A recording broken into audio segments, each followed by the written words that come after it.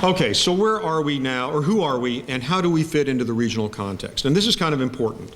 We're kind of coming out tonight to let you know what we are, because we don't do this very often. As I said earlier, we are a multinational team. This is important. U.S. personnel have travel restrictions when operating in the West Bank, but our British and Canadian members do not. In fact, most of my British contingent, 8 people, live in Ramallah. And those of you who know about the overseas missions that the United States does understand that living among the people you work with is invaluable. The Canadians, who are going up to about 18 people, are organized in teams we call road warriors. And they move around the West Bank daily, visiting Palestinian security leaders, gauging local conditions, and working with real Palestinians in sensing the mood on the ground. Canada provides the team with highly proficient Arab-Canadian translators who relate directly with the people.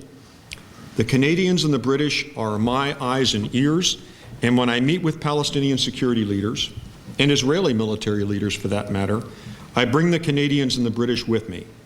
Being multinational is a very strong point.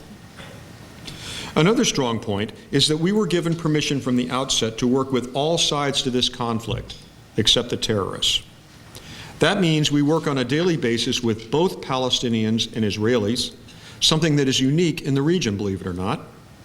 On a given day, I may meet in Ramallah with the Minister of Interior or the commander of the Palestinian Authority National Security Forces in the morning, and then meet with the Director General of the Israeli Ministry of Defense in the afternoon. My team and I frequently visit Jordan and Egypt, and we've even been granted permission to coordinate with the Gulf states. Our watchword is to move forward carefully, in full coordination with all sides. And I'll show you in a few minutes how this is working. We are also networked with all the other missions in the region working the Arab-Israeli conflict.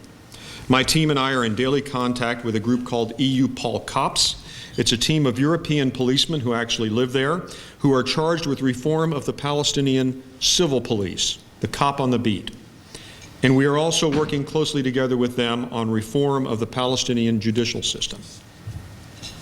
We are well tied in with the efforts of the Quartet Special Representative, Tony Blair, and his team.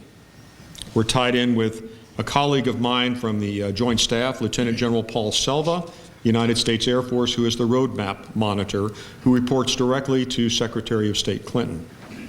And we meet with a variety of other international actors in the region in the course of our coordination, ranging from individual countries, non-governmental organizations, or officials of the United Nations. But perhaps the most important thing about who we are is that we live in the region. We do not parachute in for a few days and then go home. We stay there. In a region where understanding the reality on the ground while building relationships is the cornerstone of getting something done, you have to invest the time. And we've done that. I've been away from home, as you heard, for about 3.5 years. My staff routinely extend their tours, and some have been away even longer than I have. If anyone were to drive by the American consulate in Jerusalem late at night or on a weekend, he would see a few lights on in the building.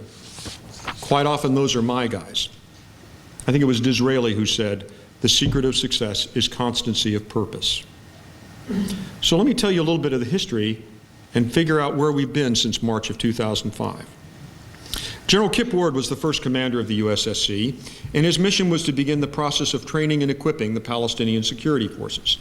But his mission was frankly captured by the Israeli disengagement from the Gaza Strip in 2005, and he never got work done on that particular task.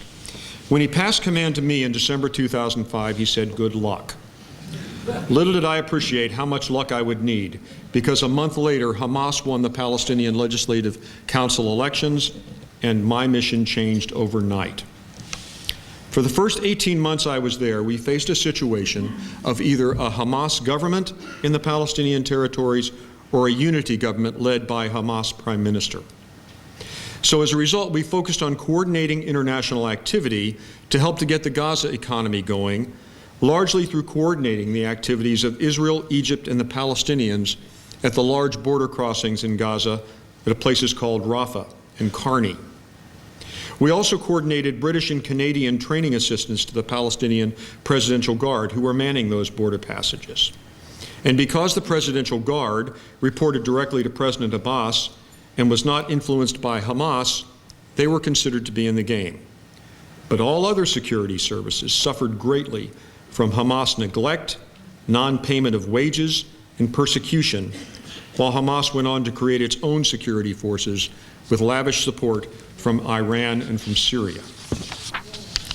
In June 2007, as I think most of you know, Hamas launched a coup in the Gaza Strip against the legitimate Palestinian Authority security forces there. And those Iranian and Syrian-sponsored, well-equipped, well-funded, and well-armed Hamas militiamen overthrew the legitimate Palestinian Authority's security forces, keeping in mind those guys hadn't been paid for 16 months, and they were poorly equipped and poorly trained. Keep that thought in mind. And despite all that, the Palestinian forces fought back for 5 days and lost several hundred killed and wounded. But at the end of all that, Hamas still won, and my mission changed again, very dramatically. With the appointment of Prime Minister Salam Fayyad and his technocrat government by President Mahmoud Abbas in June of 2007, our focus changed again from Gaza to the West Bank. In July, President Bush announced a request to Congress that $86 million be provided to fund a security assistance program for the Palestinian security forces, and the Congress readily agreed. We were back in the game again. What he didn't say was that for those first 18 months, we had zero operational budget. We had no money. I was truly a coordinator of other people's efforts. But this time, we actually had money in our pocket and a mission to go out and achieve. And since then, we have followed a consistent azimuth of support to the moderate government of President Abbas and Prime Minister Fayyad in the West Bank. The U.S. administration and Congress provided an additional $75 million last year, bringing to $161 million that the USSC has been able to invest in the future of peace between Israel and Palestinians through improved security. So what have we done? At the risk of boring you, we did it in 4 major areas. First, train and equip. Although we work closely with the Presidential Guard even now, we have focused on transforming the Palestinian National Security Forces into a Palestinian gendarmerie, an organized police force, police units if it were, to reinforce the work being done by the civilian police being advised by the European Union. The training is a 4-month training program at the Jordan International Police Training Center, we abbreviate it as JIPTIC for short, outside of Amman. It features U.S. Jordanian police training cadre and a U.S.-developed curriculum that's heavy on human rights, proper use of force, riot control, and how to handle civil disturbances. The training is also focused on unit cohesion and leadership. Now you might ask, why Jordan? The answer is pretty simple. The Palestinians wanted to train in the region, but they wanted to be away from clan, family, and political influences.